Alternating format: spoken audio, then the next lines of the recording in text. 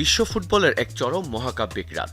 বিশ্বকাপের মঞ্চে heartthrob thriller, ১২০ মিনিটের এক রুদ্ধশ্বাস লড়াই, উৎকণ্ঠা, ভয় আর আবেগের চরম এক রোলার কোস্টার রাইড শেষে অবশেষে হাসল আর্জেন্টিনা। জায়ান্ট দলগুলোকে কাঁপিয়ে মহাকাব্য লিখতে লিখতে শেষ পর্যন্ত ট্র্যাজিক হিরো হয়ে মাঠ ছাড়ল কেপ ভার্দে।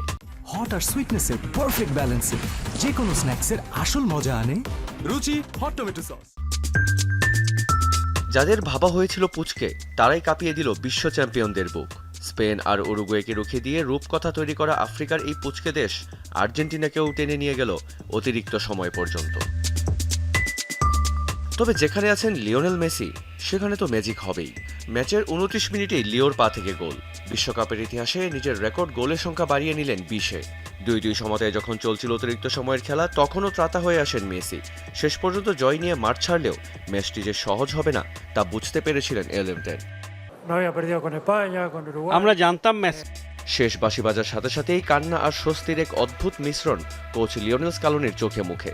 স্কালোনি নিজেও অকপটে স্বীকার করলেন বিশ্বকাপের কোনো ম্যাচই সহজ নয়। প্রশংসা করলেন প্রতিপক্ষের লড়াকু ফুটবলের। তবে আলবিসেলেস্তাদের স্কালোনির চেয়ে ভালো আর কেই বা চেনে। এটাই আর্জেন্টিনা। যারা এই দলকে বোঝে না, তাদের জন্য বিষয়টি বোঝা কঠিন। আমরা আর্জেন্টাইনরা জানি এই পথ মোটেও সহজ নয়।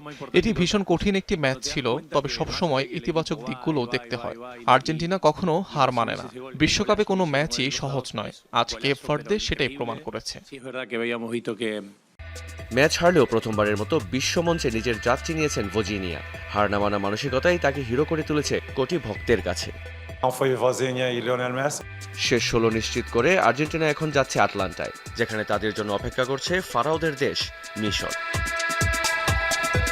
রিয়ান রাফতি, যমুনা স্পোর্টস।